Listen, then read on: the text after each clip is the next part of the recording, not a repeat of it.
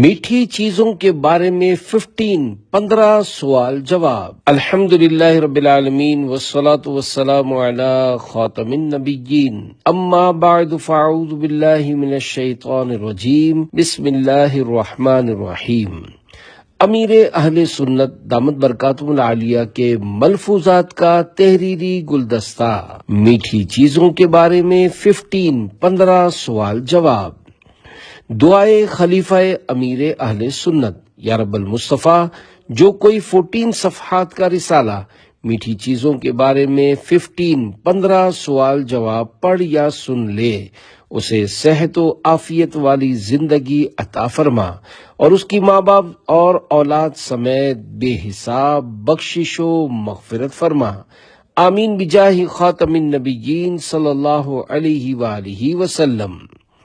درود شریف کی فضیلت، فرمان آخری نبی صلی اللہ علیہ وآلہ وسلم، بروز قیامت لوگوں میں سے میرے قریب تر وہ ہوگا جس نے دنیا میں مجھ پر زیادہ درود پاک پڑھے ہوں گے۔ صلو علی الحبیب صلی اللہ تعالی علی محمد۔ سوال: کیا حضور صلی اللہ علیہ وآلہ وسلم کو میٹھا کھانا پسند تھا؟ جواب: حدیث پاک میں ہے، کان رسول اللہ صلی اللہ علیہ وآلہ وسلم یحب الحلوى والعسل، یعنی حضور صلی اللہ علیہ وآلہ وسلم میٹھی چیز اور شہد پسند فرماتے تھے۔ اس حدیث پاک کی شرح میں ہے، عموماً بزرگان دین رحمت اللہ علیہم میٹھی چیز سے محبت کرتے تھے، اسی لیے عموماً فاتحہ و نیاز میٹھی چیز پر ہوتی ہے۔ اس کی اصل یہی حدیث ہے۔ حدیث پاک میں ہے، مومن میٹھا ہوتا ہے اور مٹھائی پسند کرتا ہے۔ حلوے میں ہر میٹھی چیز داخل ہے، حتیٰ کہ شربت اور میٹھے پھل اور عام مٹھائیاں اور عرفی حلوہ وغیرہ بھی شامل ہے۔ مروجہ حلوہ سب سے پہلے مسلمانوں کے تیسرے خلیفہ حضرت عثمان غنی رضی اللہ عنہ نے بنایا اور اسے رسول اللہ صلی اللہ علیہ وآلہ وسلم کی خدمت میں پیش کیا، جس میں آٹا، گھی اور شہد تھا۔ حضور صلی اللہ علیہ وآلہ وسلم نے بہت پسند کیا اور فرمایا، فارسی لوگ اسے دخیس کہتے ہیں۔ سوال: آپ کی پسندیدہ مٹھائی کون سی ہے؟ جواب: حدیث پاک میں ہے، کان النبی صلی اللہ علیہ وآلہ وسلم یحب الحلوى والعسل، یعنی نبی کریم صلی اللہ علیہ وآلہ وسلم میٹھی چیز اور شہد پسند فرماتے تھے۔ جو لوگ علماء کرام پر اعتراض کرتے ہیں کہ یہ حلوہ کھاتے ہیں، انہیں ڈرنا چاہیے کہ سارے علماء کے آقا و مولا صلی اللہ علیہ وآلہ وسلم کو حلوہ پسند تھا۔ اب حلوے میں سوجی کا حلوہ، سوہن حلوہ، گاجر کا حلوہ اور سردی گرمی کے دیگر تمام حلوے شامل ہیں۔ بعض محدثین کرام نے اسے حلوون بھی پڑھا ہے، جس کے معنی ہے کوئی بھی میٹھی چیز۔ یوں پیارے آقا صلی اللہ علیہ وآلہ وسلم کو میٹھی چیزیں پسند تھیں۔ اسی طرح شہد بھی میٹھا ہے، اس میں شفا اور بڑے فوائد اور برکتیں بھی شامل ہیں۔ یہ بھی ہمارے پیارے آقا صلی اللہ علیہ وآلہ وسلم کو پسند تھا۔ نفس کو پسند ہونا نہ ہونا اور طبعی طور پر موافق ہونا نہ ہونا اپنی جگہ پر ہے، مگر جو میرے مصطفیٰ صلی اللہ علیہ وآلہ وسلم کی پسند ہے وہ میری پسند ہے۔ یاد رکھیے، اپنی طبیعت کو بھی پیش نظر رکھنا ضروری ہے۔ اب اگر شوگر والا یہ کہہ کر کہ سرکار صلی اللہ علیہ وآلہ وسلم کو حلوہ پسند تھا، پیٹ بھر کر حلوہ کھا لے تو پھر وہ جلوہ دیکھے گا، اسے یاد رکھے گا۔ لہذا اپنے آپ کو بھی دیکھنا ہے کہ میرا جسم اور وجود اس کی تجلی بھی برداشت کر سکے گا یا نہیں۔ سوال: میٹھے کی مختلف اقسام ہوتی ہیں، ان میں سے آپ کو کون سی قسم پسند ہے؟ جواب: اگر میں بتا دوں گا تو میرے پاس مٹھائی کے ٹوکرے آنا شروع ہو جائیں گے۔ میں بازاری مٹھائی سے بچتا ہوں کیونکہ میری عمر اب بڑھ چکی ہے۔ اگر کوئی کہے کہ سرکار صلی اللہ علیہ وآلہ وسلم کو مٹھائی پسند تھی تو اس سے کہا جائے گا کہ کیا صرف مٹھائی ہی پسند تھی یا کچھ اور بھی پسند تھا؟ دن میں ایک بار کھانا سنت ہے، جبکہ ہم 10 بار کھائیں تب بھی ہمارا پیٹ نہیں بھرتا۔ حالانکہ ایک بار کھانا بھی سرکار صلی اللہ علیہ وآلہ وسلم کا عمل ہے۔ سرکار صلی اللہ علیہ وآلہ وسلم کو مٹھائی پسند تھی۔ موجودہ مٹھائیوں کو اس کے تحت لینا ضروری نہیں ہے۔ آج کل مٹھائیوں میں ملاوٹیں ہوتی ہیں اور ان کی تیاری میں گلی سڑی چیزیں اور باسی دودھ استعمال ہوتا ہے، جس کے باعث بسا اوقات مٹھائیوں میں زہر پیدا ہو جاتا ہے۔ کھویا اس میں نمایاں ہے کہ غالباً سب سے زیادہ فوڈ پوائزن کھوئے سے ہوتا ہے۔ مجھے مٹھائی نہ بھیجی جائے، اور اگر کوئی بھیج دے تو پھر مجھے کھانے میں احتیاط سے کام لینا چاہیے۔ صلو علی الحبیب صلی اللہ علی محمد۔ دینی اور دنیاوی مشہور شخصیات کو محتاط رہنا چاہیے۔ دینی اور دنیاوی مشہور شخصیات کو خطرات لاحق ہوتے ہیں، لہذا ان کے لیے احتیاط اچھی ہے۔ گجراتی زبان کی کہاوت ہے، چیتنا نر سدا سکھی، یعنی جو محتاط ہوتے ہیں وہ ہمیشہ سکھی رہتے ہیں۔ میرے پاس لوگ شہد بھی بھیجتے ہیں۔ عام طور پر یہ ہوتا ہے کہ چیزیں لانے والوں کی پہچان تو ہوتی ہے، مگر یہ پتہ نہیں ہوتا کہ انہیں کس نے دی ہے۔ عین ممکن ہے کہ پنجاب، بلوچستان، سندھ اور دیگر ممالک سے آنے والے اسلامی بھائیوں نے مجھ تک پہنچانے کے لیے انہیں دی ہوں۔ تو یوں مجھ تک چیزیں ڈائریکٹ نہیں بلکہ واسطے کے ساتھ پہنچتی ہیں۔ اب اگر مجھ تک پہنچنے والی چیز صاف ستھری بھی تھی تو جب یہ کسی ذریعے سے پہنچی تو رسکی ہو گئی، لہذا مہربانی کر کے اس طرح کی چیزیں مجھے نہ بھیجا کریں، کیونکہ جب مختلف ذرائع سے آپ کی بھیجی ہوئی چیز میرے پاس آئے گی تو ان کے پاس رکے گی۔ مثلا فیضان مدینہ میں کسی کے پاس رکے گی، اور جتنا عرصہ کسی کے پاس رکے گی تو نہ جانے کس کس کی اس پر نظر ہوگی کہ یہ چیز خاص فلاں کے لیے جا رہی ہے۔ یوں اس میں آزمائش ہو سکتی ہے۔ اب اس وضاحت کے بعد کسی کو مایوس بھی نہیں ہونا چاہیے کہ ہم نے یہ بھیجا تھا، وہ بھیجا تھا، اس کا کیا حشر ہوا ہوگا، کیونکہ میں نے یہ وضاحت پہلی بار نہیں کی بلکہ اس سے پہلے کئی بار اس طرح کی وضاحتیں کر چکا ہوں۔ مجھے آپ کی ان چیزوں کی نہیں بلکہ آپ کی ضرورت ہے۔ اگر آپ قافلوں کے مسافر بنیں اور 12 دینی کاموں کی دھومیں مچائیں تو یوں سمجھ لیجئے کہ آپ مجھے مل گئے۔ میں بڑا امیر و کبیر ہوں، شہ دو سرا کا اسیر ہوں، در مصطفیٰ کا فقیر ہوں، میرا رفعتوں پہ نصیب ہے۔ سوال: بعض لوگ مٹھائی بنانے کے لیے شکر استعمال کرتے ہیں اور بعض لوگ سیکرین، تو یہ ارشاد فرمائیے کہ مٹھائی میں شکر ڈالنا درست ہے یا سیکرین؟ جواب: میں تو شکر اور سیکرین دونوں سے ڈرتا، یعنی استعمال کرنے میں احتیاط کرتا ہوں، مگر شکر حسب ضرورت استعمال ہو ہی جاتی ہے۔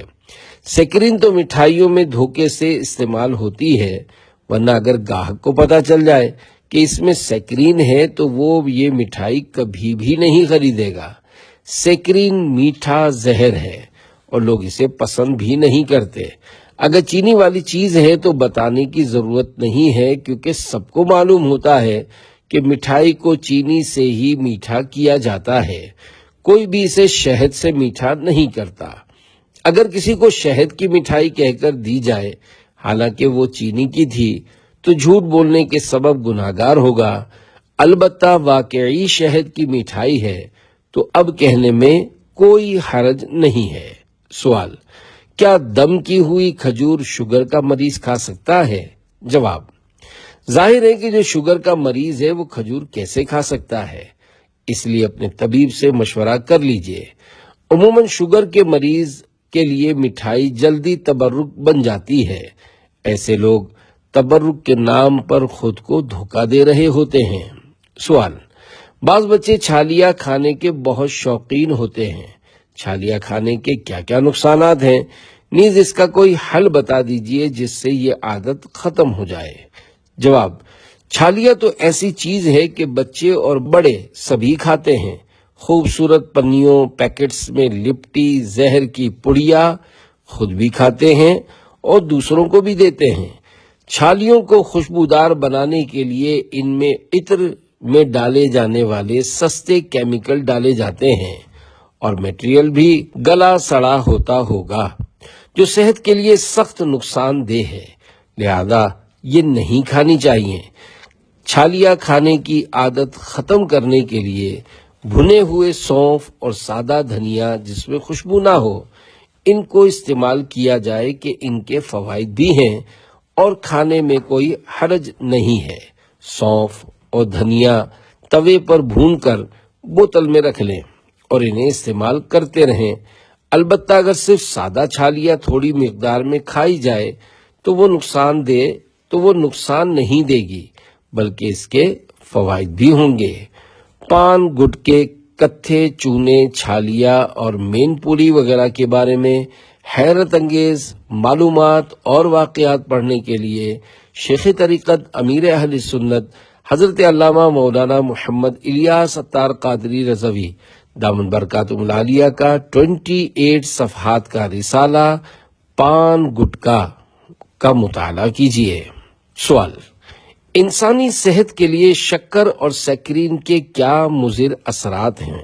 یہ سوال شعبہ فیضان مدنی مذاکرہ کی طرف سے قائم کیا گیا ہے، جبکہ جواب امیر اہل سنت دامت برکاتہم العالیہ کا عنایت کیا ہوا ہے۔ جواب: مٹھاس کی ایک حد تک انسان کے جسم کو ضرورت رہتی ہے، لیکن ہر چیز لمیٹڈ یعنی محدود ہے۔ اگر ان لمیٹڈ یعنی غیر محدود ہوگی تو نقصان کرے گی۔ محدود مٹھاس بھی سفید چینی کے ذریعے حاصل نہ کی جائے، کیونکہ سفید چینی کے متعلق کہا جاتا ہے کہ یہ نقصان دہ ہے۔ سفید چینی کے مضر اثرات میں سے بدن کا موٹا ہونا، شوگر ہو جانا بھی ہے۔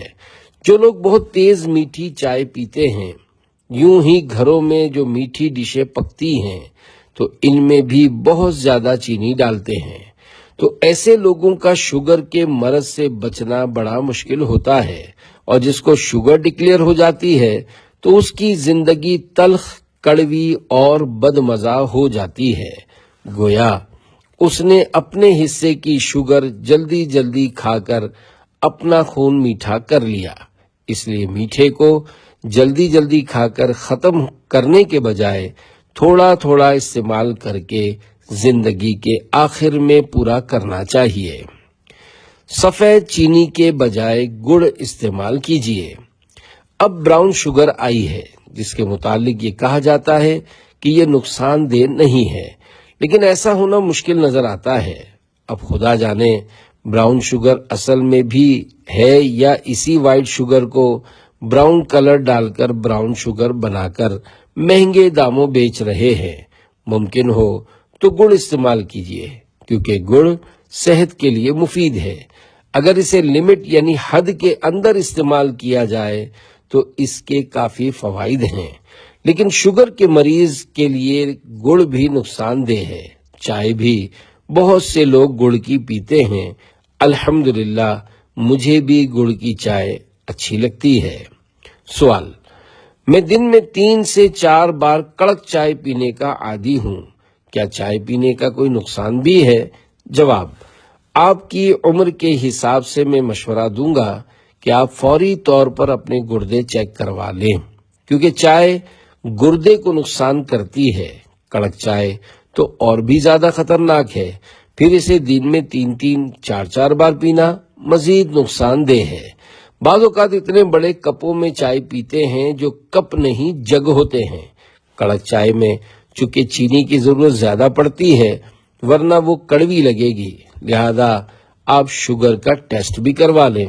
اللہ کرے کہ آپ صحت مند ہوں، لیکن ٹیسٹ کروانے کا مشورہ اس لیے دے رہا ہوں کہ اگر خدا نہ خواستہ کوئی بیماری ہو تو وہ سامنے آ جائے اور اس کا بر وقت علاج کیا جا سکے۔ بہرحال چائے کا استعمال کم کیا جائے اور کڑک چائے کے بجائے نارمل چائے پی جائے۔ میٹھی بھی ایک دم شربت کی طرح نہ ہو، بلکہ مناسب میٹھا رکھیں۔ نیز میٹھے کے لیے گڑ استعمال کرنا چاہیے کیونکہ سفید چینی نقصان دہ ہے۔ دعوت اسلامی بننے سے پہلے میں نے ایک آرٹیکل پڑھا تھا کہ سفید چینی میٹھا زہر ہے۔ اب تو ڈاکٹر صاحبان بھی سفید چینی سے متفق نہیں ہیں، لہذا اس کی جگہ اگر گڑ چلتا ہو تو مناسب مقدار میں گڑ ڈالا جائے کہ یہ اچھا ہے، اور اس سے بھی اچھا شہد ہے، مگر ظاہر ہے کہ شہد مہنگا ہے جسے ہر ایک خریدنے کی طاقت نہیں رکھتا، نیز اصلی شہد کہاں سے لائیں گے؟ بہرحال چائے گردوں کے لیے نقصان دہ ہے، لہذا جس کی عادت نہ ہو تو وہ چائے نہ پیے کہ نہ رہے بانس نہ بجے بانسری۔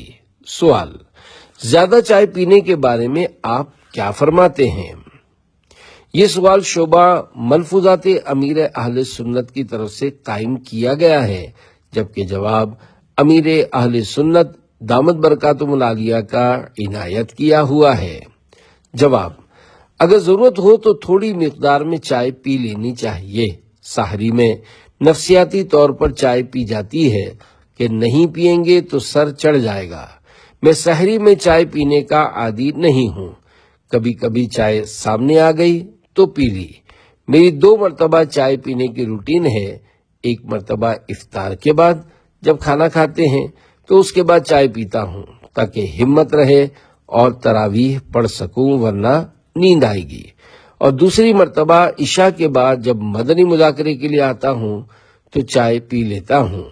بعض لوگ جگ نما بڑے بڑے کپ میں چائے پیتے ہیں اور پھر بولتے ہیں کہ شوگر ہو گئی ہے۔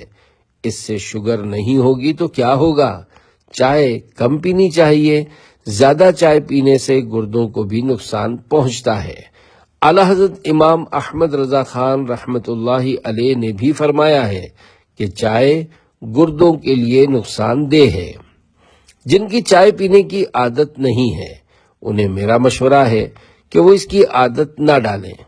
اس موقع پر رکن شورا حاجی محمد امین اتاری نے کہا، کل کے مدنی مذاکرے میں آپ نے سحری میں چائے نہ پینے کے حوالے سے مشورہ دیا تھا، تو ایک اسلامی بھائی نے بتایا کہ مجھے رات میں سوتے ہوئے پیشاب کی حاجت ہوتی تھی، میں نے رات میں چائے پینا چھوڑی تو میں نے محسوس کیا کہ الحمدللہ میرا یہ مسئلہ حل ہو گیا ہے۔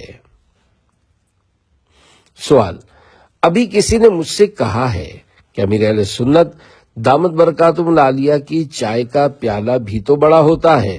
جواب: پیالہ بڑا ہوتا ہے مگر اندر سے کتنا بھرا ہوتا ہے اس میں جھانک کر دیکھتے تو پتہ چل جاتا۔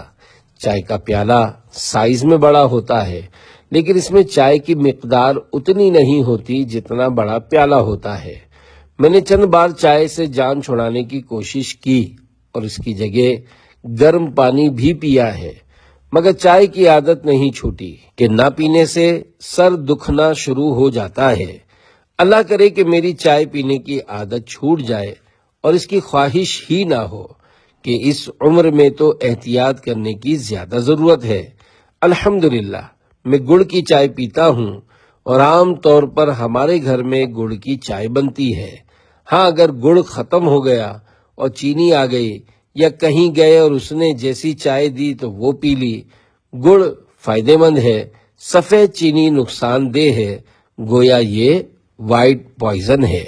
سفید چینی کا استعمال صحت کے لیے مضر ہے۔ آج کل کسٹرڈ اور دیگر میٹھی ڈشیں وائٹ شوگر یعنی چینی سے بن رہی ہیں جو نقصان دہ ہیں، اور ہمارے یہاں رمضان مبارک میں نت نئی میٹھی ڈشیں کھائی جاتی ہیں جو اضافی غذائیں ہیں جن کے بغیر کئی لوگوں کا گزارا نہیں ہے۔ الحمدللہ میں اس طرح کی ڈشوں سے بچنے کی کوشش کرتا ہوں، اگر کبھی کھائی بھی تو عام طور پر 1 آدھ چمچ، اور آج بھی ہمارے یہاں وائٹ شوگر کی ڈش آئی تھی۔ اس کا مجھے پتا تھا لیکن میں نے اسے اس لیے نہیں دیکھا کہ پھر دل کرے گا کہ 1 آدھ چمچ کھا لوں۔ گجراتی زبان کی کہاوت ہے، چیتنا نر سدا سکھی، یعنی محتاط آدمی سدا سکھی رہتا ہے۔ یاد رکھیے، اب کسٹرڈ میں طرح طرح کی کریمیں اور پتہ نہیں کیا کیا ڈال کر خوبصورت بنا کر پیش کرتے ہیں، اور بندہ اس میں سے کریم چھانٹ چھانٹ کر کھاتا اور ڈاکٹر کی دعاؤں کا ثمر اور پھل بنتا رہتا ہے۔ سوال: آپ نے سفید چینی کے بدلے گڑ سے بنی ہوئی چائے پینے کا ارشاد فرمایا تھا، لیکن براؤن چینی بھی آتی ہے جسے براؤن شوگر بولتے ہیں، تو کیا یہ بھی نقصان دہ ہے؟ جواب: براؤن شوگر ہی ملے تو ٹھیک ہے، لیکن سفید چینی پر براؤن کلر چھڑک کر براؤن شوگر بنا دیا جاتا ہو جو سفید چینی سے بھی زیادہ نقصان دہ ہو، تو یہ کوئی تعجب کی بات نہیں ہے، کیونکہ براؤن شوگر مہنگی ہوتی ہے اور چور کی 14 نظریں ہوتی ہیں۔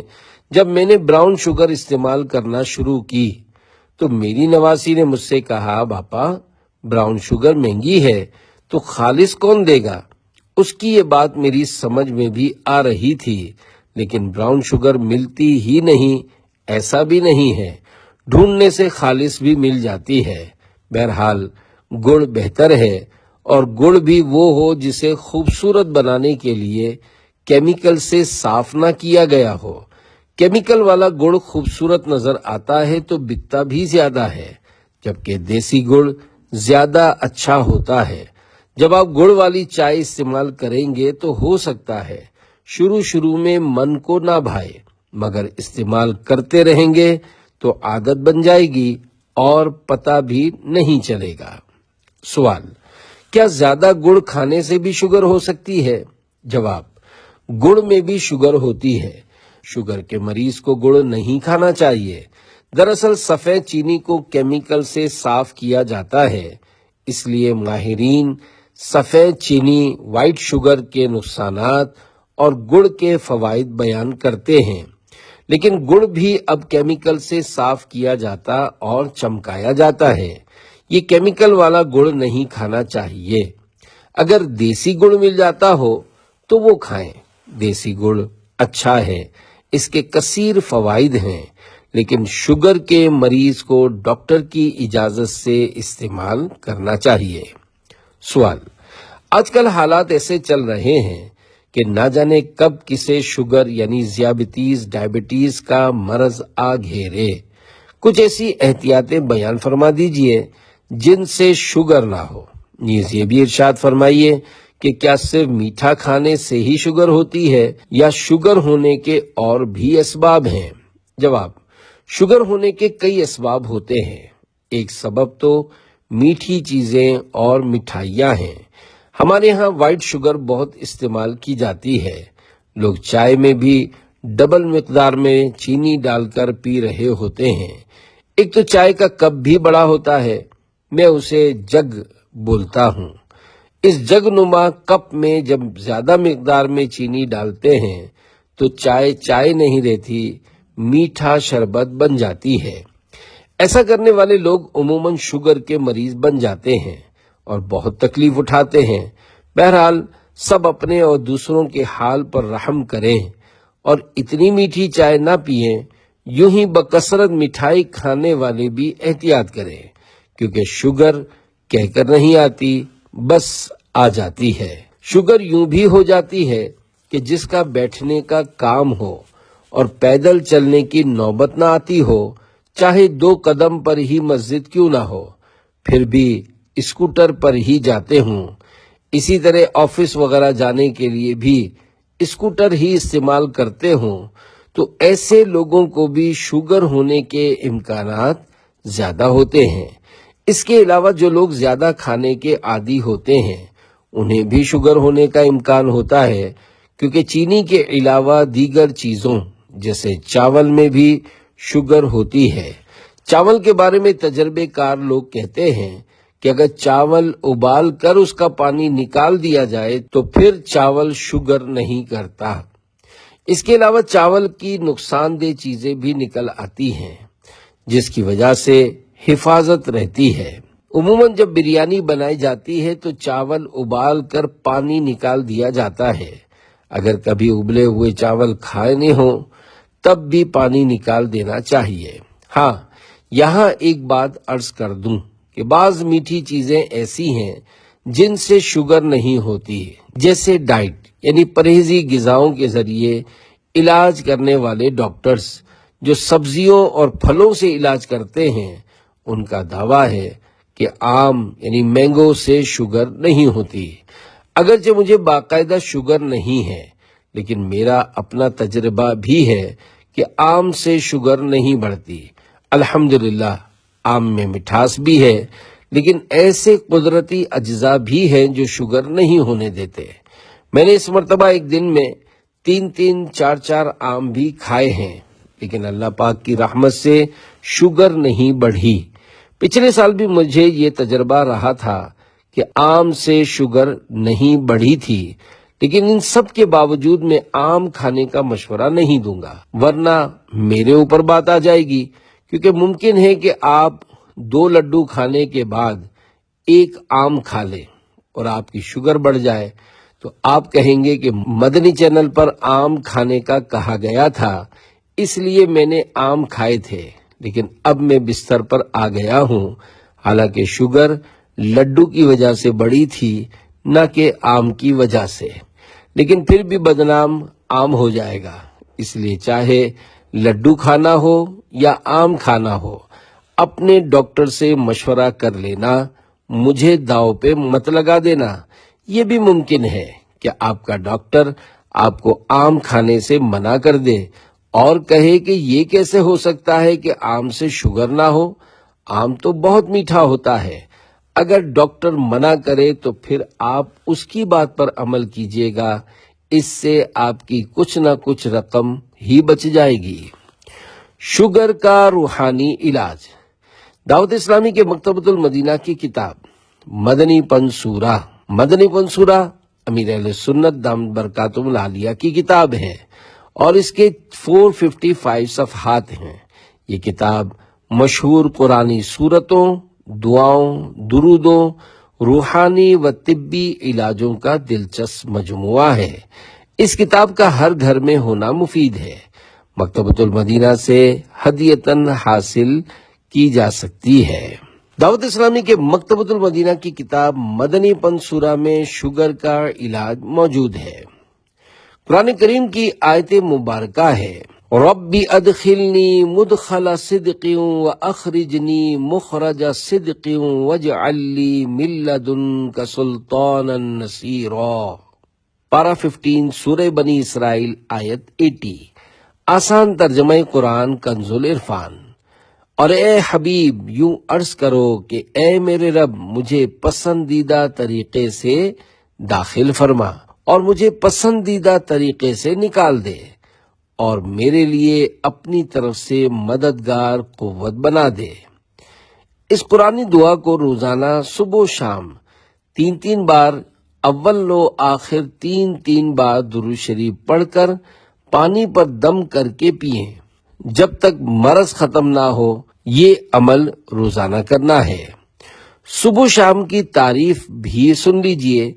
آدھی رات کے بعد سے لے کر سورج کی پہلی کرن چمکنے تک، صبح اور ظہر کا وقت شروع ہونے سے لے کر سورج ڈوبنے تک شام کہلاتی ہے۔ ان اوقات میں جو ورد اور وظیفہ پڑھ لیں گے وہ صبح شام پڑھنا کہلائے گا۔ سوال: کیا کھانے کے درمیان میٹھا کھانا سنت ہے؟ جواب: یہ بات زمانے سے مشہور ہے کہ جب کھانا کھانے بیٹھیں تو میٹھی ڈش لازمی ہونی چاہیے۔ آج کل یہ رواج ہے کہ آخر میں میٹھا کھاتے ہیں، حالانکہ میٹھا خالی پیٹ میں زیادہ مفید ہوتا ہے کہ اس سے آنکھوں کو فائدہ ہوتا ہے، اسی لیے افطار کی کھجور بھی شروع میں کھائی جاتی ہے۔ دراصل پیٹ میں ایک آنت ہے جو صرف میٹھا ہی قبول کرتی ہے، لہذا کھانے کے درمیان کچھ نہ کچھ میٹھا کھانا چاہیے۔ درمیان میں میٹھا کھانے سے یہ مراد نہیں کہ اگر 2 روٹیاں کھاتا ہے تو 1 روٹی کھا کر میٹھا کھائے، اس کے بعد دوسری روٹی شروع کرے۔ ظاہر ہے اگر ایسا ہوگا تو پھر سالن کی مقدار اور بوٹیوں کی تعداد بھی اول و آخر برابر کرنی پڑے گی، اور یہ ایک مشکل بات ہے جو مقصود بھی نہیں ہے۔ بہرحال کھانے کے درمیان میٹھا کھانا سنت ہے۔ تو یوں بھی کر سکتے ہیں کہ پہلے تھوڑا نمک کچھ نمکین چکھ لیں، پھر میٹھا کھا لیں، اس کے بعد پھر کچھ نمکین کھا لیں۔ یہ بھی کھانے کے درمیان میٹھا کھانا ہی کہلائے گا۔ سوال: بعض دکاندار جلیبی والا تیل بار بار استعمال کرتے ہیں، حالانکہ یہ 3 سے 4 مرتبہ استعمال ہو جائے تو انسانی صحت کے لیے نقصان دہ ہوتا ہے، ان کا ایسا کرنا کیسا ہے؟ جواب: ڈاکٹروں کی تحقیق یہ ہے کہ ایک بار جس تیل میں کوئی چیز مثلاً کباب، سموسے اور پکوڑے وغیرہ تل لیے گئے تو وہ تیل اب کام کا نہ رہا اور نقصان دہ ہو گیا، جبکہ جلیبی والے تو 3-4 بار استعمال کرتے ہیں۔ اگر تیل کو دوبارہ استعمال کرنا ہو تو اس کے نقصانات کم کرنے کا یہ طریقہ بتایا گیا ہے کہ اس کو اچھی طرح چھان کر فریج میں رکھ دیجئے اور پھر استعمال کر لیجئے۔ بہرحال شرعی طور پر یہ نہیں کہا جائے گا کہ یہ ایک طبی تحقیق پر عمل کرتے ہوئے سارا تیل پھینک دیا جائے، کیونکہ روزانہ ہزاروں نہیں بلکہ لاکھوں روپے کا تیل اسی طرح کا ہوتا ہوگا۔